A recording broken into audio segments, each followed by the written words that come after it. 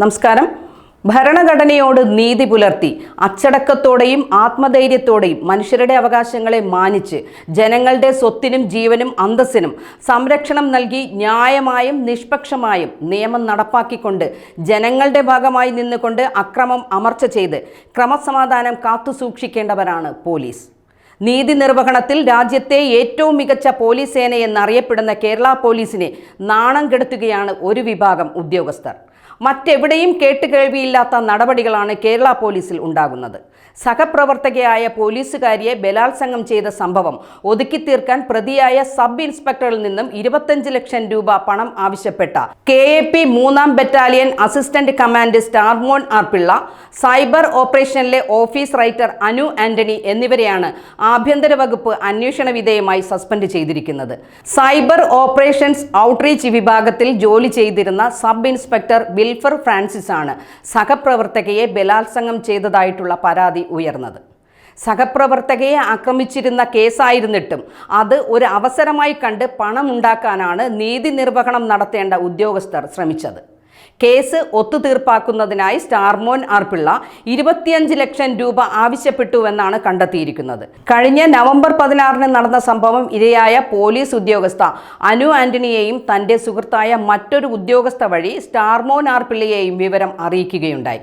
തുടർന്ന് സ്റ്റാർമോൻ R Pillai case ഒഴിവാക്കി ഒത്തുതീർപ്പാക്കുന്നതിനായി വിൽഫറിൽ നിന്നും 25 ലക്ഷം രൂപ ആവശ്യപ്പെടുകയായിരുന്നു. ഇക്കാര്യം പരാതിക്കാരിയുടെ അറിവോ സമ്മതമോ കൂടാതെയാണ് ആയതിനാൽ പരാതിക്കാരി തുടർ നടപടികളുമായി മുന്നോട്ട് പോവുകയും ചെയ്തു. തുടർന്നുണ്ടായ പോലീസ് മേധാവിയുടെ അന്വേഷണത്തെ തുടർന്നാണ് ഉദ്യോഗസ്ഥരെ സസ്പെൻഡ് ചെയ്തത്. ഉദ്യോഗസ്ഥ ബലാത്സംഗത്തിന് ഇരയായി 3 ദിവസം കഴിഞ്ഞ് അറിഞ്ഞിട്ടും അസിസ്റ്റന്റ് കമാൻഡർ നിയമ നടപടികൾ സ്വീകരിച്ചില്ല എന്നു മാത്രമല്ല, ഉദ്യോഗസ്ഥയെ ആരോഗ്യ പരിശോധന നടത്തിയ ശേഷം ഓഫീസ് റൈറ്റർ അനു ആന്റണി വഴി പ്രതിയിൽ നിന്നും 25 ലക്ഷം രൂപ ആവശ്യപ്പെടുകയും ചെയ്തു. ലൈംഗിക ഉപദ്രവം നടന്നുവെന്ന് വ്യക്തമായ ശേഷവും അനു ആന്റണി അക്കാര്യം ബന്ധപ്പെട്ടവരെ അറിയിക്കാതെ പണം നൽകണമെന്ന് സ്റ്റാർമോൻ ആർ പിള്ള പറഞ്ഞ വിവരം പ്രതിയെ അറിയിച്ചു.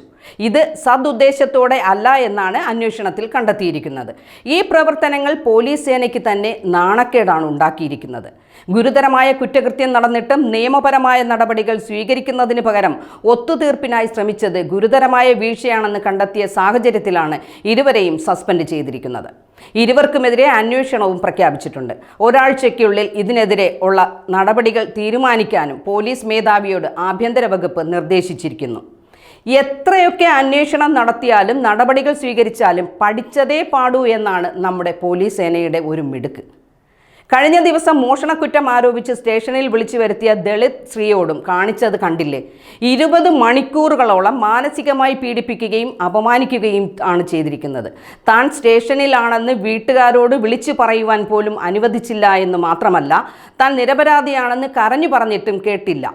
മാത്രമല്ല, തൻ്റെ 2 പെൺകുട്ടികൾക്കെതിരെയും കേസെടുക്കുമെന്ന് പറഞ്ഞ് ഭീഷണിപ്പെടുത്തിയെന്നുമാണ് പറയുന്നത്. കുടിക്കുവാൻ വെള്ളം പോലും നൽകിയിട്ടില്ലെന്നും. ഒടുവിൽ പരാതിക്കാരൻ നഷ്ടപ്പെട്ട സ്വർണ്ണമാല തിരികെ കിട്ടിയെന്ന് പറഞ്ഞപ്പോൾ പ്രതിയെ പ്രതിയെന്ന് ആരോപിച്ച ദളിത് സ്ത്രീയെ വെറുതെ വിടുകയും ചെയ്തു. ഇതൊക്കെ കേരളത്തിൽ തന്നെയാണോ നടക്കുന്നത്? ദൈവത്തിൻ്റെ സ്വന്തം നാടെന്ന് പറയുന്ന കേരളത്തിൽ. ഇതിനെതിരെ മന്ത്രിക്ക് പരാതിയുമായി ചെന്നപ്പോൾ അവിടെ ഇതിലും വലിയ അപമാനമാണ് നേരിടേണ്ടി വന്നതെന്നാണ് പറയുന്നത്.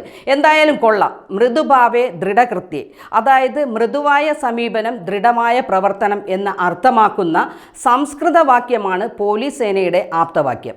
ഇതിൽ ആദ്യത്തേത് സേനയിൽ ചിലർക്ക് അറിയില്ല, എന്നാൽ രണ്ടാമത്തേത് അത് നന്നായി അറിയാം. ക്രമസമാധാനം പരിപാലിക്കേണ്ടവർ തന്നെ അത് പാലിക്കാതിരിക്കുമ്പോൾ സാധാരണക്കാരുടെ ജീവനും സ്വത്തിനും ആര് സംരക്ഷണം നൽകും?